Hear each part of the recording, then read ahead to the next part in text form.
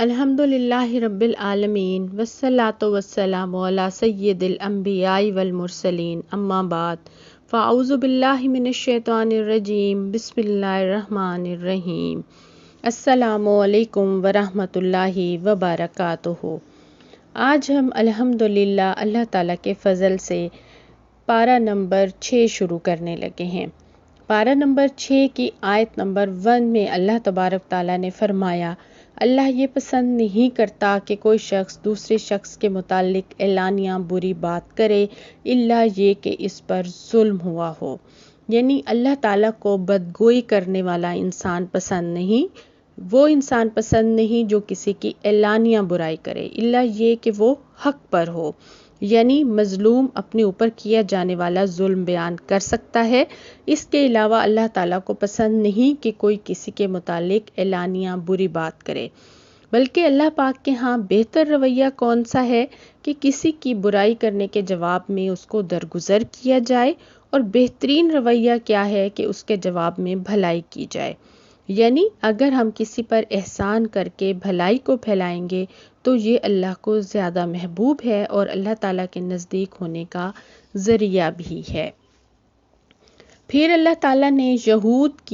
کی جانے والی مسلسل نافرمانیوں کا ذکر فرمایا ہے، اور ان نافرمانیوں کے نتیجے میں ان سزاؤں کا ذکر فرمایا ہے جو اللہ تعالیٰ نے ان کی نافرمانیوں کے نتیجے میں ان کو اس دنیا میں دی تھی، کہ ان کے دلوں پر اللہ تعالیٰ نے بدبختی کی مہر لگا دی تھی، ان کے دلوں پر ٹھپا لگا دیا گیا تھا کہ وہ حق بات کو سننے پر آمادہ ہی نہیں ہوتے تھے۔ اب ان کے جو جرائم کی فہرست ہے وہ آگے بھی ہم اس بارے میں پڑھتے رہیں گے۔ یہاں پر اللہ تعالیٰ نے بیان فرمایا ہے کہ انہوں نے حضرت مریم علیہ السلام پر بہت بڑا بہتان لگایا تھا، اور نیز وہ یہ کہتے تھے کہ ہم نے اللہ کے رسول مسیح عیسیٰ بن مریم کو قتل کر ڈالا ہے۔ تو انہوں کی طرف سے جو الزام لگائے گئے تھے ان کے نتیجے میں پھر اللہ تعالیٰ نے ان کے دلوں پر ٹھپا لگا دیا تھا۔ اس کے بعد اللہ تعالیٰ فرماتے ہیں کہ ان کی مسلسل نافرمانیوں کی وجہ سے ہم نے ان پر پاکیزہ چیزیں حرام کر دی تھیں، یعنی وہ کھانے کی چیزیں جو پہلے ان کے لیے حلال تھیں ان پر پھر حرام کر دی گئی تھیں۔ یعنی کہ بعض اوقات گناہوں کی سزا دنیا میں اس طرح ملتی ہے کہ انسان نعمتوں سے محروم کر دیا جاتا ہے، اور اللہ تعالیٰ فرماتے ہیں کہ ان کو نہ صرف یہ سزائیں دنیا میں ملیں بلکہ ہم نے ان کے لیے دکھ دینے والا عذاب بھی جہنم میں تیار کر رکھا ہے۔ اس کے بعد فرمایا کہ قرآن روشن دلیل ہے، یعنی جوں انسان قرآن پاک میں غور کرتا ہے نئے نئے حقائق اس کے سامنے آنے لگتے ہیں، اور کامیاب وہی ہے جو اللہ کے علم کو اپنی زندگی میں اپنا لے۔ اللہ تبارک تعالی ہم سب کو قرآن پاک کا علم سیکھنے اور اس پر عمل کرنے کی توفیق عطا فرمائے، آمین۔ اس کے بعد اللہ تعالیٰ نے نصارہ کو خطاب کیا ہے اور ان کے عقیدہ تثلیث کے بارے میں ان کو کہا ہے کہ 3 خدا کہنے سے باز آ جاؤ۔ اب عقیدہ تثلیث کیا ہے؟ ان کا یہ عقیدہ ہے کہ خدا، عیسیٰ اور روح القدس تینوں خدا ہیں، اور یہ تینوں خدا مل کر بھی ایک ہی خدا بنتے ہیں۔ یعنی کہ وہ حد سے بڑھنے والے تھے، وہ حضرت عیسیٰ علیہ السلام کو نبی کہنے کی بجائے وہ ان کو اللہ کا بیٹا کہتے ہیں۔ انہوں نے سیدنا عیسیٰ کو کبھی خدا کا بیٹا قرار دیا اور کبھی 3 خداؤں میں سے 3 خدا قرار دیا، حالانکہ انجیل میں حضرت عیسیٰ علیہ السلام کی معجزانہ پیدائش کے متعلق وہی الفاظ استعمال ہوئے ہیں جو کہ قرآن میں استعمال ہوئے ہیں۔ اس لیے یہاں پر اللہ تبارک تعالیٰ نے نصارہ کو وارن کیا ہے اور ان کو واضح کر دیا ہے کہ اس 3 خدا کہنے سے باز آ جاؤ، کیونکہ اللہ اکیلا ہے، وہ اس بات سے پاک ہے کہ اس کی کوئی اولاد ہو۔ جو کچھ آسمانوں میں ہے، زمین میں ہے، سب اسی کا ہے، اور اللہ اکیلا ہی کائنات کا نظام چلانے کے لیے کافی ہے۔ اس کے بعد اللہ تبارک تعالیٰ نے قرآن پاک کے متعلق پھر فرمایا کہ قرآن پاک جو نور نازل کیا گیا ہے اسی کو ہی تھامے رکھو، یعنی یہی قرآن ہی ہمارے لیے مشعل راہ ہے، یہی قرآن پاک ہی ہمارے لیے سیدھا راستہ ہے۔ اللہ تعالیٰ فرماتے ہیں کہ جو قرآن کو تھامے رکھے گا وہ نہ بھٹکے گا، نہ بھولے گا اور نہ ہی غلط راہوں پر جا پڑے گا، اور اللہ کی رحمت اور فضل بھی ہمیشہ اس کے ساتھ رہیں گے۔ یہی قرآن پاک اگر ہم اس کو تھامے رکھیں گے، اس کو سیکھیں گے، اس کے احکامات پر عمل پیرا ہونے کی کوشش کرتے رہیں گے، تو نہ صرف اس دنیا میں ہمارے لیے اللہ تعالیٰ کا فضل ہوگا، رحمت ہوگی، بلکہ آخرت میں تو اس کا بے انتہا اجر ہے، جو کہ انشاءاللہ ہمیں جنت کی شکل میں ضرور ملے گا۔ اللہ تعالیٰ ہم پر قرآن عظیم کی برکت سے رحم فرما دے اور اسے ہمارے لیے امام، نور، ہدایت اور رحمت بنا دے، آمین یا رب العالمین۔ اعوذ باللہ من الشیطان الرجیم، بسم اللہ الرحمن الرحیم۔ سورۃ المائدہ شروع کرتے ہیں۔ سورۃ المائدہ مدنی سورہ ہے اور اس میں ایمان والوں کو خطاب کر کے بات شروع کی گئی ہے۔ اس سے پہلے اللہ تعالیٰ نے بنی اسرائیل اور اہل کتاب کو خطاب کیا تھا، یہاں پر ایمان والوں سے خطاب ہے۔ قرآن مجید میں 88 ٹائمز یا ایھا الذین آمنوا کہا گیا ہے، جن میں سے 16 ٹائمز اس سورہ میں آیا ہے، یعنی یہ وہ سورہ ہے جس میں سب سے زیادہ ایمان والوں کو پکارا گیا ہے۔ اس کی پہلی ہی آیت میں اللہ تعالیٰ فرماتے ہیں، اے ایمان والو اپنے معاہدات کو پورا کرو، یعنی ہمیں کیا تاکید کی جا رہی ہے کہ ہم اپنے معاہدات کو پورا کریں، خواہ یہ عہد اللہ تعالیٰ سے کیے ہوئے ہوں یا لوگوں سے ہوں، اپنوں سے تعلق رکھتے ہوں یا غیر مسلموں سے، صلح سے متعلق ہوں یا جنگ سے متعلق ہوں، خواہ یہ معاہدہ 2 افراد کے درمیان ہو یا 2 قوموں کے درمیان، 2 مسلمانوں کے درمیان ہو یا مسلم اور نان مسلم کے درمیان ہو، اس کو پورا کرنا لازم ہے۔ جیسے کہ احادیث سے ہمیں پتہ چلتا ہے کہ عہد کو پورا نہ کرنا نفاق کی علامت ہے۔ اس کے بعد اللہ تعالیٰ نے احرام کی حالت میں شکار کی ممانعت فرمائی ہے کہ احرام کی حالت میں نہ تو کوئی خود شکار کر سکتا ہے، نہ ہی دوسرے کو شکار کرنے میں مدد دے سکتا ہے، البتہ شکار کردہ جانور سے کچھ کھا لینے میں کوئی حرج نہیں۔ پھر اللہ تعالیٰ نے شعائر اللہ کی حرمت کرنے کا ہمیں حکم دیا ہے، اور اس میں سے ہمیں کچھ شعائر اللہ یہاں پر بتائے گئے ہیں، جن میں اللہ تعالیٰ نے فرمایا، اے ایمان والو اللہ کے شعائر کی بے حرمتی نہ کرو، نہ حرمت والے مہینے کی، نہ قربانی کی، نہ پٹے والے جانوروں کی، اور نہ ان لوگوں کو تنگ کرو جو اپنے رب کی رضا اور اس کے فضل کی تلاش میں بیت اللہ کے حج کے قصد سے جا رہے ہوں۔ شاعر کا کیا مطلب ہے؟ شاعر ہر مذہب اور ہر نظام کی امتیازی علامت کو کہا جاتا ہے، جیسے مسلمانوں میں اذان، نماز، مساجد، صلیبیوں کے گرجا گھر اور ہندوؤں کے مندر ہوتے ہیں۔ تو یہاں پر ہمیں کیا کہا جا رہا ہے کہ نہ ہی ہم کسی کے شاعر کو بے حرمت کریں اور نہ کوئی ہمارے شاعر کو بے حرمت کریں، اور اس بات کا خاص خیال رکھیں کہ بحیثیت مسلمان ہم اپنے شاعر کی حرمت کا خاص خیال رکھیں۔ اس کے بعد اللہ تعالیٰ نے اسی آیت میں مسلمانوں کو بہت ہی اہم اصول بتایا ہے کہ نیکی کے کاموں پر ایک دوسرے کی مدد کرو اور گناہ کے کاموں میں مدد نہ کرو۔ یہ مدد جو ہے یہ چھوٹے پیمانے پر بھی ہو سکتی ہے، انڈیویجلی بھی ہو سکتی ہے، اور یہ اجتماعی طور پر بھی مدد ہو سکتی ہے۔ ابو موسیٰ رضی اللہ تعالیٰ عنہ سے روایت ہے کہ نبی صلی اللہ علیہ وآلہ وسلم نے فرمایا، ہر مسلمان پر صدقہ واجب ہے۔ لوگوں نے عرض کیا، اگر کوئی نہ کر سکا تو آپ نے فرمایا، اپنے ہاتھ سے کام کرے، اس سے اپنی ذات کو نفع پہنچائے اور صدقہ کرے۔ لوگوں نے پوچھا، اگر اس کی استطاعت نہ رکھتا ہو؟ تو آپ نے فرمایا، کسی حاجت مند پریشان حال کی مدد کرے۔ لوگوں نے عرض کیا، اگر یہ بھی نہ کر سکے؟ تو آپ نے فرمایا، خیر کا حکم دیا کرے، اچھی بات کا حکم دیا کرے۔ لوگوں نے عرض کیا، اگر یہ بھی نہ ہو؟ تو آپ نے فرمایا کہ بری باتوں سے روکا کرے۔ یعنی انسان نیکی کی طرف دوسروں کی رہنمائی کرتا ہے تو اس کو بھی اتنا ہی اجر ملتا ہے جتنا کہ نیکی کو کرنے والے۔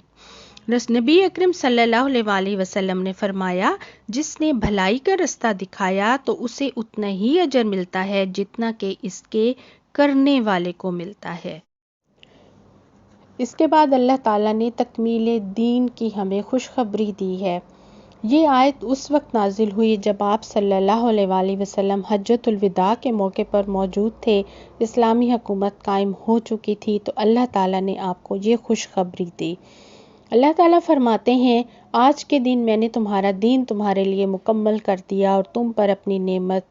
پوری کر دی، تمہارے لیے بحیثیت دین اسلام کو پسند کیا ہے۔ یہودی لوگ حضرت عمر سے کہنے لگے، تم ایک ایسی آیت پڑھتے ہو کہ اگر وہ آیت ہم یہودیوں پر نازل ہوتی تو ہم اسے جشن کا دن مقرر کر لیتے۔ حضرت عمر نے کہا، میں خوب جانتا ہوں یہ آیت کب اور کہاں اتری اور اس وقت آپ صلی اللہ علیہ وسلم کہاں تشریف رکھتے تھے۔ یہ آیت عرفہ کے دن اتری اور اللہ کی قسم ہم اس وقت عرفات میں تھے۔ یعنی اللہ تعالیٰ کی تمام انسانوں پر اور بالخصوص مسلمانوں پر یہ بہت بڑی نعمت ہے کہ اس نے مسلمانوں کو ایسی جامع ہدایات اور احکامات نازل فرمائے ہیں کہ جن سے ہماری دنیا بھی کامیاب اور خوشگوار ہو جاتی ہے اور آخرت میں بھی نجات ہے۔ اس کے بعد اللہ تعالیٰ نے کھانے پینے کی اشیاء کی حرمت کے متعلق ہمیں ایک عظیم الشان اصول دیا ہے۔ وہ کیا ہے کہ کھانے پینے کی تمام اشیاء دو شرطوں کے ساتھ ہمارے لیے حلال ہیں۔ ایک یہ کہ وہ چیز پاکیزہ صاف ستھری ہو، گندی باسی سڑی ہوئی اور بدبودار نہ ہو، اور دوسرا یہ کہ اس کے متعلق شریعت میں یہ صراحت نہ ہو کہ وہ حرام ہے۔ پھر اللہ تعالیٰ نے وضو کا طریقہ بیان فرمایا، یعنی کہ جس طرح پاکیزگی نفس ایک نعمت ہے اور ضروری ہے، اسی طرح پاکیزگی جسم بھی ایک نعمت ہے، اور پاکیزگی کا حکم دے کر ہمیں پاک کیا جا رہا ہے، اور یہ اللہ تعالیٰ کا ایک ہمارے لیے بہت بڑا انعام ہے کہ اللہ وضو کے ذریعے گناہوں کو معاف کرتا رہتا ہے، اور اچھی طرح وضو کرنا نصف ایمان ہے۔ اور اس آیت کریمہ میں جن اعضاء کے دھونے کا ذکر آیا ہے ان کو دھونا فرض ہے، جن کے بغیر وضو جو ہے وہ مکمل نہیں ہوتا۔ وہ کیا ہیں؟ اپنے چہرے کو دھونا، اپنے ہاتھوں کو کونیاں تک دھونا، اور کونیاں اس میں شامل ہیں، اپنے سر کا مسح کرنا، اور اپنے دونوں پاؤں کو ٹخنوں تک دھونا، یعنی ٹخنوں کا دھونا بھی ان میں شامل ہے۔ وضو کے احکامات کے بعد اللہ تعالیٰ نے تیمم کی اجازت دی ہے، اور ہماری مجبوریوں کا لحاظ رکھتے ہوئے اللہ تعالیٰ نے یہ فرمایا ہے کہ جس مریض کو پانی کے استعمال سے تکلیف ہوتی ہو یا تکلیف کے بڑھ جانے کا اندیشہ ہو، اور ایسا مسافر جسے وضو یا غسل کے لیے پانی نہ مل رہا ہو، تو اس کے لیے یہ رعایت ہے کہ وہ وضو یا غسل کی بجائے تیمم کر سکتا ہے۔ اس کے بعد اللہ تعالیٰ نے فرمایا کہ عدل تقویٰ کے قریب تر ہے، یعنی ہم اپنی ذاتی زندگی میں، معاشرے میں، خاندان میں، اپنے ماتحتوں کے درمیان جتنا انصاف پر قائم ہوں گے، جتنا عدل سے فیصلہ کریں گے، اتنا ہی اللہ کے قریب ہوں گے۔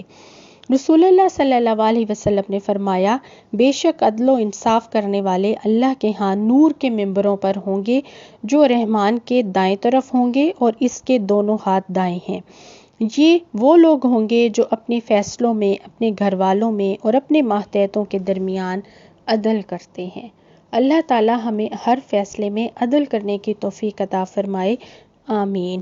اس کے بعد اللہ تعالیٰ نے بنی اسرائیل کے عہد کی خلاف ورزی کے بارے میں بیان فرمایا ہے، اور انہوں نے جب اپنے عہد کی پرواہ نہ کی، کس طرح نہ کی؟ انہوں نے قیام و صلاۃ اور زکوٰۃ دینے میں غفلت برتی، استغفر اللہ، زکوٰۃ کی بجائے بخل کی راہ اختیار کی، اور قرض حسنہ دینے کی بجائے سود خوری اور حرام خوری شروع کر دی، تو پھر اللہ تعالیٰ نے انہیں اپنی رحمت سے دور کر دیا اور ان کے دلوں کو سخت کر دیا۔ اس سے پہلے ہم اسی پارے میں بنی اسرائیل کے بارے میں پڑھ چکے ہیں کہ ان کے جرائم کی سزا میں اللہ تعالیٰ نے ان کے دلوں پر ٹھپا لگا دیا تھا، اور اس کی وجہ سے وہ حق کی بات سننے اور قبول کرنے سے قاصر ہو گئے تھے۔ یہاں پر ایک بار پھر اللہ تعالیٰ نے فرمایا ہے کہ ان کی مسلسل نافرمانیوں کی وجہ سے اللہ تعالیٰ نے ان کو آپس میں بھی خود غرضی، سنگ دلی اور دشمن بنا دیا، یعنی وہ آپس میں بھی خود غرض بن گئے، سنگ دل بن گئے اور ایک دوسرے کے دشمن بن گئے، یعنی کہ گناہوں کے نتیجے میں ان کے دل پر سیاہ دبا پڑ گیا، جس سے وہ حق کی بات بھی نہیں سن سکتے تھے، اور آپس میں بھی وہ ایک دوسرے کے دشمن بن گئے۔ اس سے اگلی آیت میں اللہ تعالیٰ نے نصارہ کے بارے میں بتایا ہے کہ جو نصارہ سے پختہ عہد لیا گیا تھا انہوں نے اس کو بھی پورا نہ کیا اور کتاب اللہ سے ہدایت حاصل کرنا چھوڑ دیا، تو اس کا نتیجہ بھی کیا نکلا کہ وہ کئی فرقوں میں بٹ گئے اور ایک دوسرے کی دشمنی کرنے لگے۔ بلکہ اسی پر ہی ان کا معاملہ ختم نہ ہوا، بلکہ نصارہ اور یہود میں مستقل طور پر یہ دشمنی چل نکلی۔ اور ایسا کیوں ہوا؟ کیونکہ وہ مسلسل اللہ تعالیٰ کی نافرمانیاں کرتے رہے۔ ابن مسعود رضی اللہ تعالیٰ عنہ کہتے ہیں، کبھی انسان علم کا ایک حصہ نافرمانی کی وجہ سے بھول جاتا ہے، گناہوں کی وجہ سے بھول جاتا ہے، اور پھر انہوں نے اسی آیت کی تلاوت کی، یعنی کہ مسلسل نافرمانیوں کی وجہ سے انسان کے دل پر سیاہ دھبا پڑ جاتا ہے، اور جب بندہ توبہ قبول نہیں کرتا تو پھر اس کا دل سخت ہو جاتا ہے۔ اس کے بعد اللہ تعالیٰ نے یہودیوں کی تاریخ کا وہ معروف واقعہ بیان فرمایا ہے جب حضرت موسیٰ اور حضرت ہارون علیہ السلام انہیں مصر سے فرعون کی غلامی سے نکال کر فلسطین کی طرف لے گئے۔ تعقب کرنے والا فرعون اپنی فوجوں سمیت ہی غرق ہو گیا، اور جب یہ مقدس سرزمین فلسطین میں داخل ہونے لگے تو بنی اسرائیل فلسطین پر مسلط بنو عمالقہ کے خوف سے تھر تھر کانپنے لگے، اور جہاد سے منہ موڑ کر حضرت موسیٰ علیہ السلام کو طعنے دیے اور کہنے لگے، اے موسیٰ، ہم تو وہاں کبھی نہ جائیں گے جب تک وہ قوم وہاں پر آباد ہے، بس تم اور تمہارا رب دونوں جاؤ اور لڑو، ہم یہاں بیٹھے ہیں۔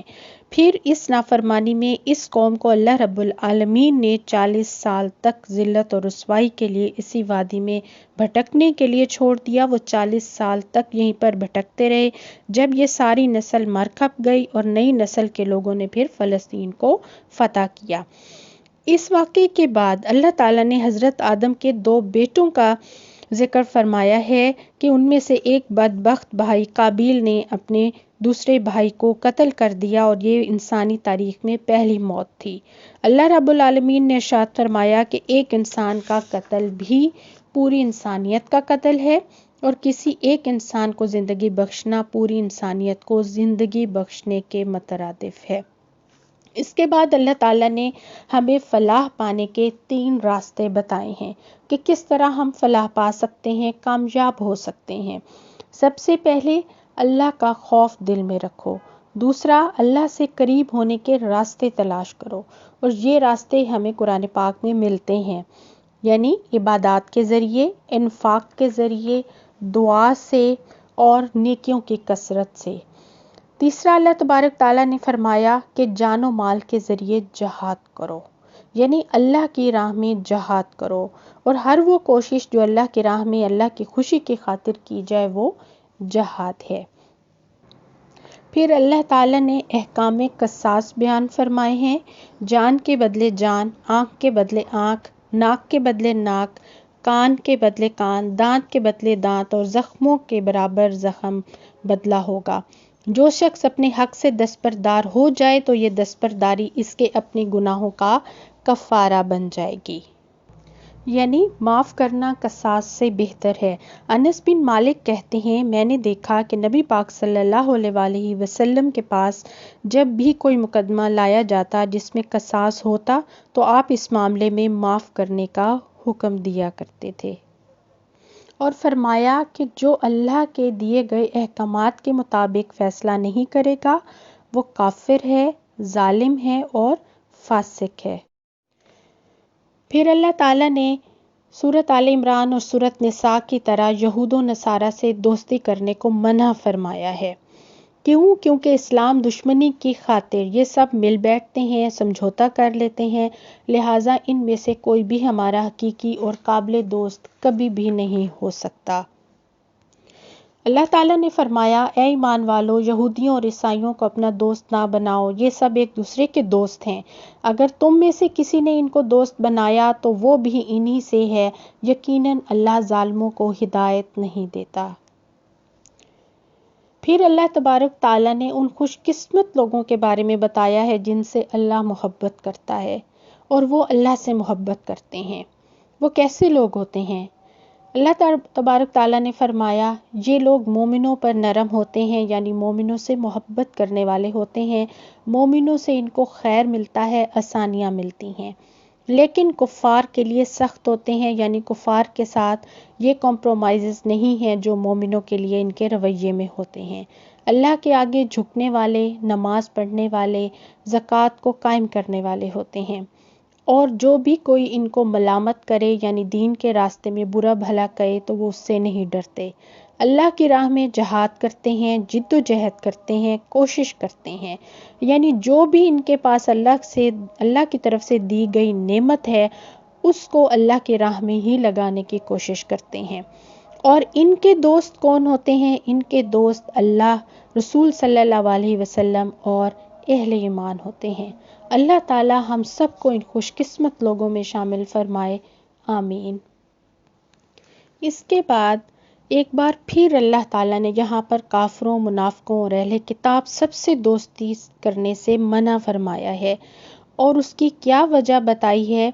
کہ ایسے لوگ جو ہوتے ہیں وہ اللہ کا، اللہ کے رسول کا اور اللہ کی آیات کا اور اللہ کے دین کی دوسری باتوں کا مذاق اڑاتے ہیں، اس لیے ان سے کبھی بھی دوستی نہ کرو۔ اس کے بعد اللہ تعالیٰ نے مسلمانوں کو مزید تاکید کی ہے